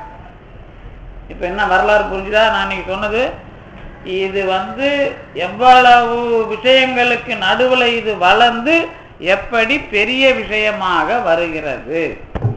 இப்போ போய் பாம்பன் சாமி வரியை படிச்சு பாருங்க. என்ன வரி? இந்த அமலவத்து விதத்துக்கு அப்புறம் இன்னொரு பாட்டு மூக்கு நூதி நாவி எழுதுறாருல, அந்த பாட்டுக்கு உரையில 151வது பக்கத்துல ஒரு 2 வரி படிச்சுட்டு அப்புறம் நான் சொல்றேன். ஆன்மா உறங்கி கிடக்கும் இருதய ஆகாசம் அந்த பரமான்மாவே என்பது சித்திக்கின்றது ஆகலின் அந்தரியாமியாய் அப்பரம ஆன்மாவிற்கு உடம்பாய் உள்ள ஜீவான்மாவுக்கும் இருக்கை இருதயத்தானமே என்பது வாய்ப்புடைத்து. உபநிடத பிருகதாரண்ய உபநிடதத்தினுடைய மேற்கோள் இருந்து விளக்குறார். விளக்கிட்டு அதுக்கப்புறம் அதுக்கு தான் முக்கியம். இப்ப இது வந்து உரை விளக்கத்துல ஆர்குமெண்ட் வேணாம். அநாதி அத்துவித சம்பந்தமாய் உடம்பும் உயிரும் எனும்படியாயிருக்கும் இவ்வுண்மை பொருள் நிலை. என்ன வரியே? 151வது பக்கம் மேலவே ஒரே பேராவிலேயே கடைசி 2 வரி. அநாதி அத்துவித சம்பந்தமாய் உடம்பும் உயிரும் எனும்படியாயிருக்கும் உண்மை பொருள் நிலை. இதுதான் முக்கியம். இப்ப இவ்வளவு நேரம் நாம் என்ன படிச்சுட்டு வந்தோம்? இந்த முருகன் சிவன் சக்திலாம் பேசுனதோட அர்த்தம் இப்ப புரியணும். உங்களுக்கு என்ன புரியணும்? நான் உலகத்துல ஏற்படுத்தப்பட்டிருக்கிற வழிபாட்டு முறைகள் எல்லா முறைகள்லையும் போய் கடைசியா முருக வழிபாட்டுக்கு வந்த பிறகு என்னுடைய இதய தாமரையில அனாதியாக அத்துவிதமாக இருக்கிற பரம்பொருள் அனுபவத்தை தான் நான் முடிவாக பெறுகிறேன் அப்படின்னு ஞானம் வரணும். என்ன புரிஞ்சுது? இப்போ இவ்வளவு நேரம் சொன்ன வரலாறு எப்படி புரிஞ்சு வச்சிருக்கிறீங்க அப்படிங்கிறதுக்கு நான் மறுபடியும் சொல்லணும். இப்போ என்ன சொல்லணும்? எந்த வரலாறு இப்ப நீங்க முருகன் சிவன்கிறதுக்குள்ள சமய பிரச்சனையில போனீங்கன்னா நீங்க கடைசி வரைக்கும் வெளியே வர மாட்டீங்க. ஆனா இந்த சமய பிரச்சனையில இருக்கிற கடவுள் பேரை எடுத்து வச்சுக்கிட்டு அதுக்குள்ள இது எப்படி வருதுங்கிறதெல்லாம் சொல்லிட்டு தகர ஆலய ரகசிய அனுபவம் என்பது அமல அத்துவிதம் அப்படின்னு ஒரு பேர் கொடுத்துட்டார். இந்த அமல அத்துவிதம் தான் சுத்தாத்துவிதம். சுத்தாத்துவிதம்னா என்ன அனுபவம் கேட்டா அனாதி சம்பந்தமாய் உள்ள எந்த மாதிரி உள்ள உயிரும் உடம்பும் மாதிரி சேர்ந்து இருக்கிற இறைவனும் ஆன்மாவுமான சேர்க்கையினர். புரிஞ்சதுல வரி? உடம்பும் உயிரும் மாதிரி சேர்ந்து இருக்கிற இறைவனும் உயிரும் சேர்ந்து இருக்கிற நிலை. இந்த இறைவனும் உயிரும் சேர்ந்து இருக்கிற விஷயம் அனுபவப்பட்டால் அதுக்கு பேரு தகராலய ரகசியம். இப்ப அந்த இறைவனுக்கு என்ன பேர் கொடுப்பீங்க? இதய குகையில் இருக்கிற குகேசன். இங்க முருகன் சொல்லி போயிடக்கூடாது. நீங்க குகையில் இருக்கிறவன் ஆதலினாலே குகேசன். இப்ப இந்த சண்டை போட்டுக்கிற சிவன் முருகன் சக்தி இதுக்குள்ள நீங்க நிக்க கூடாது. இப்போ என்னுடைய இதயத்தானத்தில் இருக்கிற பரம்பொருள். இப்ப என்ன வந்துருது? பெரிய பொதுவான பரம்பொருள் அனுபவத்திற்கு உரிய நூலாக தகராலய ரகசியம் இருக்கிறது அப்படிங்கிறது இதோட இவ்வளவு நேரம் நான் சொன்னதுக்கு விளக்கம் தான். பொது அனுபவத்தை அல்லது பெரிய பரம்பொருள் அனுபவத்தை அந்த அடையாளங்கள் இல்லாத அனுபவமாக பெறுவதற்கு உரிய மூலமான நூலாக பொது உபதேச நூலாக இந்த அனுபவத்தை விளக்கி காட்டுகிற நூல் தகராலய ரகசியம் அப்படிங்கிறதுக்கு இந்த 2 வகையான வரலாறுலையும் நான் உங்களுக்கு சொல்லிட்டேன். இப்ப என்ன சொல்ல போறேன் அப்படின்னு கேட்டீங்கன்னா, அத்துவிதம் நாம பார்த்துட்டோம். அத அந்த அமல அத்துவிதம்ங்கிறத இந்த இடத்துல என்ன பேர் கொடுத்தாரு? அனாதி அத்துவித சம்பந்தம் அப்படின்னு கொடுத்தாரு. இந்த அனாதி அத்துவித சம்பந்தத்தை தான் நீங்க அமல அத்துவிதம் சுத்த அத்துவிதம்னு எழுதணும். இந்த சுத்தம்னா இந்த சுத்தம் அந்த சுத்தம்லாம் எழுதினிருக்கூடாது. என்ன அதுக்கு 1000 சுத்தம்னா இப்படி இந்த இது அது அது இதுன்னெல்லாம் போட்டு போட்டு கோட்டை கட்டக்கூடாது. ரொம்ப எளிமையான விஷயம் அது. என்ன விஷயம்னு கேட்டிங்கன்னா, நான் உங்களுக்கு அத்துவிதமா என்னன்னு ஏற்கனவே சொல்லிட்டேன். 2 சேர்ந்து இருக்கிறது, 2ம் சேர்ந்து ஒன்னா அனுபவிக்கிறது, வேற வேறன்னு தெரியாம அனுபவிக்கிறது. இப்ப நீங்க இருக்கிறீங்கன்னு வச்சுங்களேன். இப்ப அவர் வராரு, இப்ப இவர் உக்காந்துங்கிறாரு, அவர் போறாரு, இப்படின்லாம் சொல்றீங்கல்ல, அது சரியா அப்படின்னு கேட்டா என்ன சொல்லுவீங்க? சாப்பிட்டியா அப்படின்னு கேட்டா என்ன சொல்லுவோம்? சாப்பிட்டேன். சரியா தப்பா? நான் சாப்பிட்டேன் என்பது சரியா தவறா அப்படின்னு கேட்டா என்ன பதில் சொல்லுங்க? நான் இன்னைக்கு சாப்பிடல, அது இதுக்கு எப்படி தெரியும்னு கேட்கக்கூடாது. சாப்பிட்டவங்களை பார்த்தா நான் கேட்குறேன், மதியம் சாப்பிட்ருக்கீங்களா? சாப்பிட்டேன் சார். சாப்பிட்டேன் என்று சொல்லுவது தத்துவ முறைப்படி அதை நீங்கள் பிழையாக சொல்லுகிறீர்கள்னு சொல்லுவேன். ஏன் அப்படின்னு கேட்டா, இறந்த காலத்தில் சொல்லிவிட்ட ஒன்றை மறுபடியும் நீங்க என்ன பண்ணக்கூடாது? நிகழ்காலமா மறுபடியும் அடுத்த வேலைக்கு சாப்பிடுவீங்கல்ல, அப்ப சாப்பிட்டேன்னு சொன்னா அதுல கொஞ்சம் தப்பு இருக்குது. எந்த மாதிரி அந்த தப்புனா, அவர் போயிட்டாருங்க, போயிட்ட பிறகு என்ன பண்ண மாட்டாரு? இறந்து விட்டார்னு இறந்த காலத்துல சொல்லிட்டீங்கன்னா மறுபடியும் இறக்க மாட்டார்ல. அப்ப இறந்த காலம்னா ஒன்று முடிவுக்கு வந்துடுது. நீங்க சாப்பிட்ற விஷயம் முடிவுக்கு வந்துட்டாதான் சாப்பிட்டேன்னு சொல்லணும். அப்படி இல்லைன்னா நான் வேலைக்கு சாப்பிட்டு கொண்டு இருக்கிறேன்னு நீங்க என்னது கண்டினியூஸ்ல தான் சொல்லணும். இல்லைன்னா நீங்க கொஞ்சம் பிழை இருக்கிறது அர்த்தம். அந்த மாதிரி இந்த அவர் போறார் இவர் போறார் அப்படின்னு சொல்றது கரெக்ட் தானே? ஏங்க சொல்றதெல்லாம் கரெக்ட் தாங்க. இப்ப நம்ம இந்தி வடநாட்டுக்கு போனீங்கன்னு வச்சுங்களேன், நம்மளை எடுத்த உடனே வேற ஊருக்காரன் கண்டுபிடிச்சுவான். எப்படின்னு கேட்டா, நாம பேசும்போது எல்லாமே இந்தியில பேசுவோம். இந்தியில பேசுற உச்சரிப்பு ஒரு பக்கம் இருக்கட்டும், ஆனா பேசும்போது எல்லாமே மரியாதையா பேசிடுவோம். ஆமா, ஆத்தா போ ஜாத்தாலாம் சொல்ல மாட்டோம். ஐயே இந்த மாதிரி சொல்லுவோம். ஆவோன்னு சொல்ல மாட்டோம். அவன் என்ன பண்ணுவான்னா யாருக்கும் மரியாதை கொடுத்து பேச மாட்டான். நாம பேசும்போதே மரியாதையோட பேசின்னு இருப்போம். அதுலயே அவன் கண்டுபிடிச்சிடுவான் வேற ஊருக்காரன்ட்டு. நீங்க ஆவோன்னு அவன் எல்லாரையும் மதிப்பு இல்லாத பேசிட்டு இருப்பான். அது வழக்கமா அவனுக்கு. நாம போனா ஐயேம்போம். ஐயேன்னா அது அவன் வேற ஊருக்காரன் தெரிஞ்சிடும். ஏன்னா அவன் மரியாதை கொடுத்து பேசுறான், லோக்கல்காரன் இல்லை அப்படிங்கிறது மாதிரி. இந்த அவரு இவருன்னு நான் சொல்றேன் இல்ல, இது சரியா தப்பா அப்படின்னு கேட்டா என்ன சொல்லுவீங்க நீங்க? தத்துவப்படி சரியா தப்பா? அவர் இவர் அப்படி சொல்றது தத்துவப்படி எப்படி தப்பு? தப்புன்னு சொல்லிட்டேன். இப்ப நான் எப்படி தப்புன்னு கேட்டீங்கன்னா, உங்களை பார்த்து நான் அது இதுன்னு தான் சொல்லணும், அவர் இவருன்னு சொல்லக்கூடாது. ஏன் அப்படின்னு கேட்டா, பார்க்கிற எதுக்கும் அறிவு கிடையாது. இப்போ மறுபடியும் அந்த பிரச்சனை வந்துட்டு இல்லை. இப்போ பார்க்கிற எதுக்கும் எப்பா இவர் மறுபடியும் குழப்பறா இருப்பான்னு நினைக்கக்கூடாது. நான் தொடர்ந்து இதை சொல்லிட்டேன், அதனால எனக்கு ஒன்றும் பிரச்சனை இல்லை. இது எதுக்கு இதை சொல்றேன் அப்படின்னு கேட்டா, இந்த வார்த்தையும் உமாபதி சிவாச்சாரியார் தான் போடுறார். அதனாலதான் இந்த நயத்துக்காக சொல்றேன். அவன் அவள் அது எனும் அவைன் போட்டது மெய்கண்டார். அப்ப அது எதுக்கும் அறிவில்லைன்னு தானே போட்டாரு.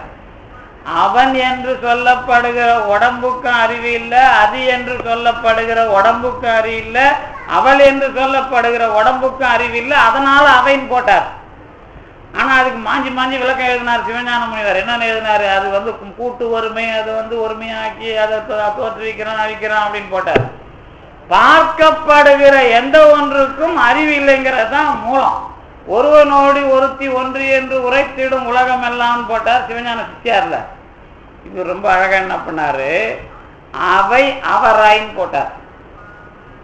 அவை அவராய், அந்த ஆணாக இருக்கிறவனும் அவர்னு சொல்லிக்கிறான், அவளாக இருப்பவளும் அவர்னு சொல்லிக்கிறான். ஏன் சொல்றாங்கன்னா, இந்த உடம்ப அவங்களா நினைச்சுக்கிறாங்க. உடம்பு இருக்குது இல்ல, உடம்ப எதுவா நினைச்சுக்கிறோம்? உடம்பாவா நினைக்கிறோம்? நான் தான் அப்படின்னு நினைக்கிறோம்ல. இந்த நான் தான் உடம்பு நினைக்கிற அந்த சம்பந்தத்துக்கு பேரு அத்துவித சம்பந்தம். எல்லாத்துலயும் அத்துவித சம்பந்தம் தான். அத்துவிதம் எங்கெங்க வேலை அத்துவிதத்துக்கு உதாரணம் சொன்னா, அத்துவிதம் இல்லாம உலகம் இல்லை. இப்ப நான் சொல்றதை நீங்க கேட்கறீங்கன்னா அதுக்கு பேர் அத்துவிதம். எப்படி? நான் சொல்றது உங்க காதுக்குள்ள போகுதா? உங்க காதும் நான் பேசுற பேச்சும் சம்பந்தப்பட்டா அதுக்கு பேர் அத்துவிதம்.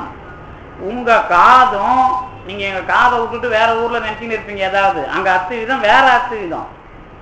கேட்டுக்கிட்டு தான் உட்கார்ந்துருப்பாரு, ஆனா அவர் மனசு வேற ஒண்ணு நினைச்சுக்கிட்டு இருக்கோம். அப்ப காதுக்கும் அவருக்கும் அத்துவித சம்பந்தம் அங்க இல்லை. காதுக்கும் அவருக்கும் அத்துவித சம்பந்தம் இருந்தாதான் நாம் பேசுறதுக்கும் அவர் காதுக்கும் அத்துவிதம் வரும். இந்த ரெண்டு சேர்றதுக்கு பேரு அத்துவிதம்னு பேர்.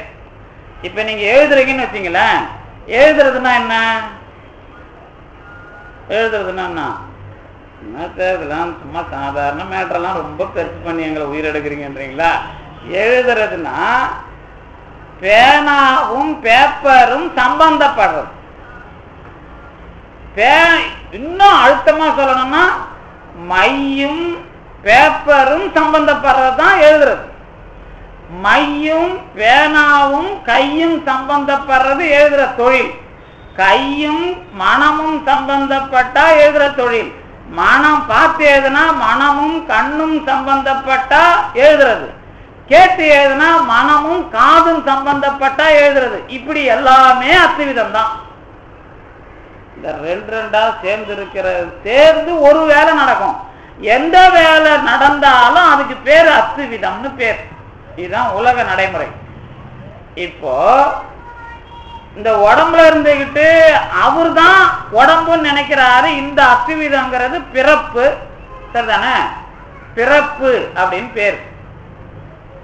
இது உண்மை அத்துவிதமா அப்படின்னு கேட்டா என்ன பதில் சொல்லுவீங்க? இது அத்துவிதம் தான், இல்லைன்னு சொல்லல. இந்த சேர்ந்து நடக்கிறதுக்கு பேரு அத்துவிதம். இதுவே உண்மை அத்துவிதமா கேட்டா என்ன சொல்லுவோம்? என்ன குழப்பமா இருக்குது? என்ன உண்மை அத்துவிதம்னா என்ன சார் சொல்ல வர்றீங்க? அத்துவிதம் தான் ரெண்டும் சேர்ந்தா எழுதுறதுன்னு சொல்லிட்டீங்க. உண்மை அத்துவிதமானா என்ன அர்த்தம்னு கேட்டா, நீங்க எழுதுறீங்க இல்ல, இந்த எழுதுனது உங்களுக்கு சரி, இது எழுதுறத விட்டுருங்க, படிச்சிருக்கிறோம்ல, நிறைய தெரியும். ஆனா படிச்சபடி கேட்டபடி அதை நடக்கிறதுக்கு முடியுமான்னு கேட்டா அதுக்கே ஆயிரக்கணக்கா பிறவி தேவைப்படும். அங்க என்ன நடக்கல? அத்துவித சம்பந்தங்கிறது என்னவா நடக்கல? உண்மையாவல. இது முதல் கட்டம். ஏன் உண்மையாவல? அது அத்துவித சம்பந்தம். இவ்வளவு படிச்சிருக்கிறானப்பா, அவன் என்ன அவனுக்கு புத்தி இல்லை, இங்க போய் ஏமாறுவான், இவ்வளோ பேருக்கிட்ட இவ்வளோ பாடம் சொல்றான், ஏன் ஏமாந்தான் அப்படின்னு கேட்டா என்ன பதில் சொல்லுவாங்க? ஏன் ஏமாந்தீங்கன்னா என்ன பதில் சொல்றது? எப்படி ஏமாறுறீங்க? என்ன பதில் சொல்லிக்கிறேன்? நான் எல்லாமே தத்துவமா கேட்கிறேன். நீங்க வாழ்க்கைய இந்த தத்துவத்துக்கு ஒரு பேரை கொடுத்து வாழ்க்கையை நீங்க அனுபவிக்கணும். அப்பதான் தகராலை ரகசியத்துக்கு அந்த மூலப்பொருள் நான் சொல்லி முடிப்பேன். அத்துவிதம்னா என்ன மூலப்பொருள் சொல்லி முடிக்கணும்ல, அதுக்குதான் இது. ஏன் ஏமாறுறீங்கன்னு கேட்டா என்ன பதில் சொல்லுவான்? அதான்பா இந்த விதிங்கிறது. இந்த புண்ணிய நூல் பல கற்கினும் மற்றும் எவ்வளவுதான் படிச்சிருந்தாலும் அந்த சமயத்துல புத்தி தடுமாறி ஏமாந்துட்டேன்.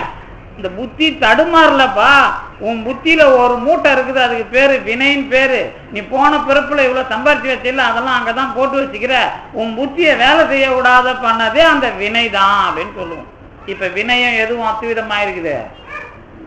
புத்தியும் வினையும் அத்துவிதமா இருக்குது. சரிப்பா, இந்த புத்தி கெட்டு போச்சுங்கிறம புத்திக்கு அவ்வளவு மூலம் இருக்குதா, அது எப்படி அத்துவிதமா வேலை செய்யும்? என்ன பதில் சொல்லுவீங்க? இல்ல புத்தியில பெருமான் இருந்துகிட்டு நான் இந்த அறிவை பெறணும், இது மூலமா அறிவை பெறணுங்கிறதுக்கு அதை அப்படி தள்ளி விட்டான் அப்படின்னு பதில் சொல்லுவோம். சரிதானே? இப்ப புத்தியும் வினையும் சேர்றதுக்கு முன்னாடி வினையும் எதுவும் சேரணும்? இறைவனுடைய ஆணையும் அல்லது அருளும் வினையும் சேர்ந்து உங்களுக்கு பக்குவமா தள்ளி விட்டாதான் நீங்க ஜெயிப்பீங்க. அதுல தோக்கிறது இல்லை, எதுவுமே ஏமாறுறது இல்லை. உங்களை ஜெயிக்க வைக்கிறதுக்கு பெருமான் வச்சிருக்கிற கலை அது. அப்ப என்ன பண்றான்? இப்ப என்ன புரிஞ்சுது? எங்கேயோ கண்ணை கட்டி காட்டுல விட்ட மாதிரி போயிடக்கூடாது. நான் படிக்கிறதுங்கிறது ஒரு அத்துவித தொழில். காதும் கண்ணும் இணைகிறது, கேட்கிறது, இன்னொருத்தர் சொல்லும் அல்லது எழுத்தும் சேருகிறது, இது ஒரு அத்துவிதம். இது என் வாழ்க்கையில நிக்கல. ஆனா இந்த இடம் மட்டும் ஒரு கொஸ்டின் மார்க் போட்டு வச்சுக்கணும். ஏன்னா இது ஒரு பெரிய உதாரணம். ஏன் நான் படிச்சதெல்லாம் எனக்கு அப்படியே நேரா கற்றபின் நிற்கன்னு சொல்ற இடத்துக்கு வரல அப்படின்னு கேட்கணும். கேட்டா அதுக்கு நடுவுல ரெண்டு காரணம். அதுக்கு ஒண்ணு உங்க புத்தியில வினைங்கிறது என்ன ஏன் நடக்கலங்கிறதுக்கு காரணம். அது கடைசி வரைக்கும் நடக்காது அப்படிங்கிறதுக்கு ஒரு காரணம் இருக்குது. எது நடக்கலங்கிறதுக்கு வினை காரணமாயிடுச்சு. கடைசி வரைக்கும் படிச்சது என்னவாகாது? உங்களுக்கு ஏட்டு சுரக்கா கறிக்கு உதவாது அப்படிங்கிறது பழமொழி தான், அது உண்மை. இது ஆனா அது ஏன் நடக்காது அப்படிங்கிறத தெரிஞ்சுக்கிட்டீங்கன்னா அனாதி சம்பந்தமான உண்மை அத்துவிதம் என்னங்கிறத தெளிவா சொல்லிடுவீங்க. ஏன் நடக்காது? இந்த பெருமான் அருள்லாம் சொல்லி, பெருமான் அருளுக்கு மூலகதான் கேட்பேன் நான். அப்புறம் பெருமானுடைய அருளுக்கு அறிவு இருக்குதான்னு கேட்டா என்ன பண்ணுவீங்க? நீங்க என்ன பண்ணுவீங்கப்பா? மிரண்டுருவீங்கல்ல. இப்ப சைவ சித்தாந்தத்துல யாருக்கிட்ட தூக்கிட்டு சந்தேகத்தை கேட்கறதுன்னு அப்புறம் கிளம்ப ஆரம்பிச்சிருவீங்க. அதுக்குதான் நான் முறையா நீங்க உங்களுக்கு எதுல தெளிவு இருக்குதோ அங்க அத்துவிதத்தை பிடிக்க சொல்லிதான் இப்ப உதாரணத்தை தெளிவாக்கிட்டு இருக்கிறேன். இப்போ நீங்க உடனே தப்பிக்க கூடாது. சைவ சித்தாந்திகள் மாதிரி அருளுக்குது அப்புறம் இறைவனுக்குறான்னு ஜம்பா கூடாது தவளை மாதிரி. அப்படியே அமைதியா உங்களுக்கு என்ன தெரியுங்கிறதுல வளரணும். இப்ப நாம இந்த வளர்ற வேலையை விட்டுட்டு பதில் சொல்லிட்டு தப்பிக்கிற வேலை நம்மகிட்ட வேணாம். என்ன அப்படின்னு கேட்டா, இதுல இந்த படிக்கிற விஷயம் எல்லாமே என்ன அப்படின்னு கேட்டீங்கன்னா, இந்த விஷயமா இருக்கிற எல்லாத்துக்குமே நம்மோட சேர்றதுக்கு தகுதி இல்லை. ஏன் அந்த தகுதி இல்லைன்னா, நாம அறிவாளி, இது எல்லாமே அறிவில்லாததன் மூலமா வந்த விஷயம். அது வேதம் வரைக்கும் வேணா புரிஞ்சுதுப்பா. எப்போ அறிவாளியோட இருந்து நீங்க அறிவாளியா விளங்குறீங்களோ அப்பதான் உண்மை அத்துவிதம் பேர். இதை நேரம் சொல்ல வேண்டியதானே சார், அப்பவே எனக்கு புரிஞ்சிருக்குமே, நீங்க இப்போ போய் அதை சொல்றீங்களேன்னு கேட்பீங்க. அதை எல்லாரும் சொல்லுவாங்க. ஆனா அது எந்த பிரச்சனையில அந்த பதில் சரியா பொருத்தமா இருக்குதுன்னு பார்க்கணும். எதை வச்சு அது பொருத்தமா இருக்குது? நாம படிச்சதெல்லாம் நமக்கு விளங்கல, என்ன காப்பாத்தல, நம்மளை விட பெரிய ஆள் ஒருத்தர் சொன்னார். யாரு? திருநாவுக்கரசர் சொன்னார். நாம இல்ல அதுக்கு பெரிய ஆளு. எப்பா நான் நிறைய படித்தேன், எனக்கு ஒண்ணுமே அந்த நேரத்துல கை கொடுக்கல, உள்ள இருந்து ஒண்ணு பேசிச்சு, அதுதான் கை கொடுத்தது, அதுதான் நான் நிக்கிறதுக்கு வழி கொடுத்தது. அதனாலதான் எல்லாரும் நாம என்னதான் வெளியில இருந்து பேசினாலும் நமக்கு உரைக்காது. உள்ள இருந்து ஒரு ஆள் பேசினாதான் உரைக்கன்னு சொல்றதுக்கு என்ன அர்த்தம் கேட்டா, அறிவு பொருளாக இருக்கிற ஆன்மாவோடு அறிவு பொருள் சம்பந்தம் வந்தால்தான் இந்த விஷயம் என்ன கற்றபின் நிற்க அப்படிங்கிறதுக்கு வரும். அப்பதான் இரு என்ற தனி வார்த்தை சொல்றது, சும்மா இரு சொல்லற என்றலுமேன்னு சொல்றது, இந்த விஷயம்லாம் எனக்கு உபதேசமாச்சின்னு சொல்றது எல்லாம் இதான். இப்ப என்ன இப்ப நமக்கு மறுபடியும் புரிஞ்சுதுப்பா. இந்த வினையும் பெருமான் நமக்கு நம்ம புத்திய வேலை செய்ய வைக்கிறதுக்கு பயன்படுத்துறான். இந்த புத்திய வேலை செய்ய வச்சு என்ன பண்றான்னா, அப்படியே இந்த ஆன்மா ஒண்ணுத்தையும் தெரிஞ்சுக்கணும். இந்த இடத்துல மட்டும் ஒரு சின்ன விளக்கம் சொல்லிடுறேன்னா உங்களுக்கு குழப்பம் வராது இருக்கிறதுக்கு ஒரு இடம் என்ன அப்படின்னு கேட்டா, ஆனா இது ரொம்ப முக்கியமான இடம். நீங்க அது நல்லா யோசனை பண்ணி பார்த்தீங்கன்னா தெரியும். ஆனா இதுக்கான உதாரணம்லாம் நான் ஏற்கனவே பல முறை கிளாஸ்ல சொல்லிட்டேன். என்ன உதாரணம் அப்படின்னு கேட்டீங்கன்னா, வினைங்கிறீங்களா சார், இந்த ஞானங்கிறீங்களா சார், அறிவுங்கிறீங்களா சார், இது என்னமோ இது தனியா என்னன்னு ஒன்றும் எனக்கு ஒன்றும் புரியல சார் அப்படின்னு நீங்க அது தனியா ஒன்ன சொல்ற மாதிரி அது தெரியலங்கிற மாதிரி முதல்ல அந்த விஷயத்துக்கு வரணும். இப்போ அறிவு இருக்குதான்னு கேட்டா என்ன சொல்லும்? இப்போ எல்லாம் அறிவு தான் இருக்குது, நான் நல்லா சாப்பிட்றேன், நல்லா தூங்குறேன், நல்லா எழுதுறேன், படிக்கிறேன், இதெல்லாம் அறிவு தான். உன்னை கண்டுபிடிக்கிறதும் அறிவு தான், அதில் ஒன்றும் பிரச்சனை இல்லை. இந்த கண்டுபிடிக்கிறது சாப்பிட்றது எல்லாமே எதை வச்சு? இந்த கண்ணு காது மூக்கை வச்சு தான் எல்லா வேலையும் நடக்குது, சரிதானே? இதுக்கு பிறகு இதில் தானே நீங்கள் உலகத்தில் மாட்டிக்கிட்டு முழிக்கிறோம். நாம் இந்த இது வேணும் அது வேணும், இவ்வளோ பிரச்சனை அவ்வளோ பிரச்சனை எல்லாம் மோதிட்டோமா கடவுள்கிட்ட. கடவுள்கிட்ட வந்தாலே ஒன்று கேட்கறதுக்கு வரும், இல்லை பிரச்சனையை தீர்க்கறதுக்கு வரும். இந்த கேட்கறதுக்கு வர்றது பிரச்சனையை தீர்க்கறதுக்கு வர்றதுக்கும் அறிவுக்கும் என்ன சம்பந்தம்? நாம் என்னமோ அறிவு தான் பெருசுன்னு பேசிட்டு இருந்தோம் சார். ஆனால் அதை விட இப்போ என்ன வருதுன்னா, நான் கேட்கறது நடக்கணும், அப்புறம் இல்லை என் பிரச்சனை தீரணும் அப்படிங்கிறதுக்கு வரீங்களா, இதுக்கும் அறிவுக்கும் என்ன சம்பந்தம்? இந்த மாதிரி நீங்க படிச்சாதான் நீங்க அறிவாளிங்கிறது எப்படிப்பட்டதுன்னு தெரியும். நான் அறிவாளின்னு சொல்லிக்கிறதுல பிரச்சனை இல்லை. இப்போ நம்ம தகராலை ரகசியம் பாமசாமி எழுதி வச்சுக்கிறது படிக்கிறது ஒரு அறிவாளியோட வேலை தான். ஆனா இந்த அறிவுங்கிறது என்ன மாதிரி அறிவுனா தொழில் அறிவு, அவ்வளவுதான். ஆன்ம பிரகாசம் ஒண்ணு படிப்பீங்கல்ல, இந்த ஆன்ம பிரகாசம் ஒண்ணு சொல்லும் போதுதான் சிவப்பிரகாசம் அப்படிங்கிறது வந்தாதான் இந்த ஆன்ம பிரகாசமும் சிவப்பிரகாசமும் வேறுபாடு இல்லாத மாதிரி கலக்கிறது தான் உண்மை அத்துவிதம். இந்த உண்மை அத்துவிதத்துக்கு இடம் தான் தகராலயம், சரிதானே? இது வரைக்கும் வருதுல்ல. இப்ப இந்த ஆன்ம பிரகாசத்தையும் சிவப்பிரகாசத்தையும் நீங்க அப்படியே இணைக்கணும். நான் இது ஒரு வியாதி இதுதான் சொல்றேன். சிவப்பிரகாசம்னாலே ஆன்ம பிரகாசம் தான். இந்த ஆன்மா கடவுள் ஞானம் அல்லது ஆன்ம ஞானம், இந்த ரெண்டும் கலக்கிறது அப்படிங்கிற மாதிரி ஒரு விஷயத்தை பேசணும். இப்போ அது பேசணும்னா உண்மை அத்துவிதங்கிறது, அதாவது அனாதி சம்பந்த அத்துவிதம் என்பதுதான் அமல அத்துவிதம் அப்படிங்கிறதுக்கு முடிவு வந்துடும். இப்ப கை காலு உடம்போட சேர்ந்திருக்கிறது அத்துவிதம் தான். ஆனா வேற்று பொருள் சம்பந்தம். நான் அறிவாளி, எனக்கு அறிவில்லாத பொருளோடு சம்பந்தம் தான் எது? கை வச்சுக்கிட்டு வேலை செய்யறது, நாக்க வச்சுக்கிட்டு சுவைக்கிறது, இதெல்லாம் என்ன வேலை? நாக்குல போட்டு இப்ப நீங்க சுவைக்கிறீங்க அப்படின்னு சொன்னா இது அறிவாளின்னு தானே சொல்லிக்கிறீங்க. ஆனா இதுல அறிவாளிங்கிற மாதிரி முழு வேலை நடந்ததுன்னா இல்ல. ஏன்னா என்ன அது நடந்தது? அறிவு இல்லாததோட சம்பந்தப்பட்டு நடந்தது. அப்ப அறிவாளின்றது நீங்க எப்படி சொல்ல முடியாது? இல்ல சொல்றது புரியுதுல்ல? ஆன்மா அறிவு பொருள். இந்த ஆன்மா நாக்கின் மூலமாக சுவையை சொல்லுகிறது. நாக்கு சுவையை சொல்லுகிறது என்று சொன்னால் நாக்குக்கு என்ன கிடையாது? அறிவு கிடையாது. இந்த தன்மை இல்லாத ஒன்றின் மூலமாக இந்த தன்மையை சொல்லுகிற தகுதி உடையது ஆன்மா. முடிஞ்சு போச்சா? அப்ப இந்த அத்வித சம்பந்தத்துல ஆன்மாவுக்கு அறிவாளி மூலமா அறிவு வரல. புரிஞ்சுதா? நாக்கு அறிவாளியா இருந்து சொன்னா சம்பந்தம் கரெக்ட்னு அர்த்தம். நாக்குக்கு அறிவு கிடையாது.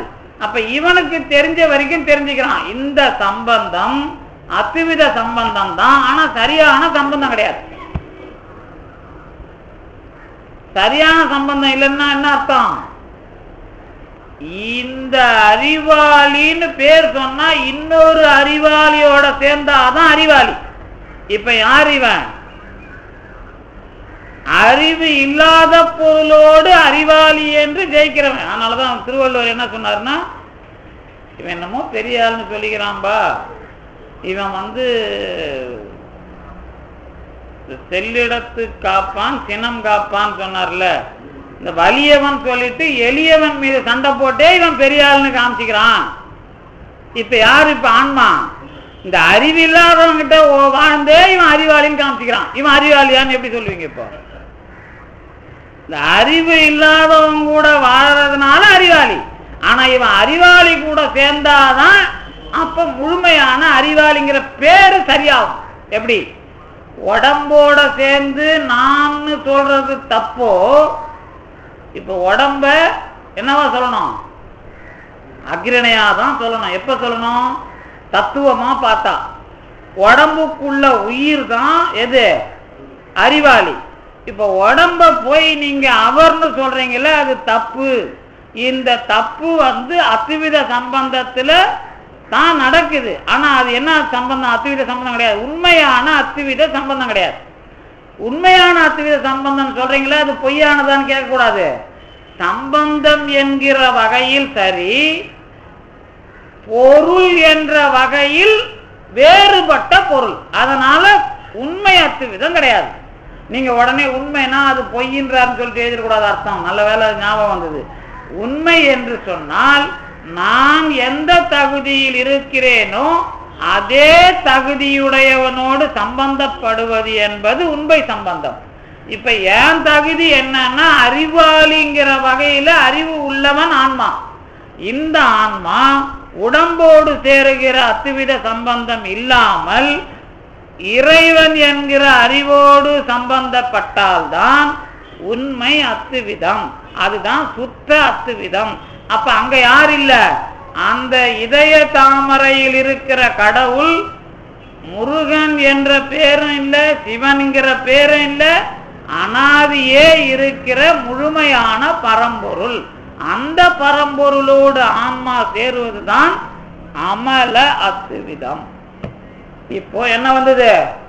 பொதுவான பெரிய கடவுள் அனுபவத்தை சொல்லுகிற ஒரு நூலாக தகராலய ரகசியம் இருக்கிறது என்ற உண்மையும், பெரிய பரம்பொருள் அனுபவத்தை சொல்லுகிற வேதம் முதற்கொண்டு தமிழிலே வந்த திருமுறைகள் எல்லாவற்றையும் இணைத்து முழுமையை இந்த உலகிற்கு தெளிவாக வழங்குகிற ஒரு நூலாக பாம்பன் சுவாமிகளுடைய தகராலய ரகசியம் இருக்கிறது. இதனால் அவர் சைவ சித்தாந்தத்தை முழுமையான தத்துவமாக ஆக்குவதற்கு அத்தியாச்சிரம சுத்தாத்வைத வைதிக சைவ சித்தாந்தம் என்ற பெயரை கொடுத்தார். இவருக்கு முன்பாக சிவப்பிரகாசத்தில் உமாபதி சிவாச்சாரியார் வேத விவாதங்கள் இல்லாமல் நேர் நூலாக செய்திருக்கிறார். விவாதங்களோடு கூட எடுத்துக்காட்டுகளோடு கூட விரிவான அனுபவங்களோடு கூட தெளிவுபடுத்திய ஒரு அருளாளர் பாம்பன் சுவாமிகள் தகராலய ரகசியத்தின் மூலமாக அதற்கு உரிய மூல அனுபவம் என்ன அமல அத்துவிதம் என்பதை சொல்லி இந்த அளவில் தந்து நிறுத்திய திருவருளுக்கும் குருவர்களுக்கும் நன்றி கூறி விடைபெறுகின்றேன். நன்றி.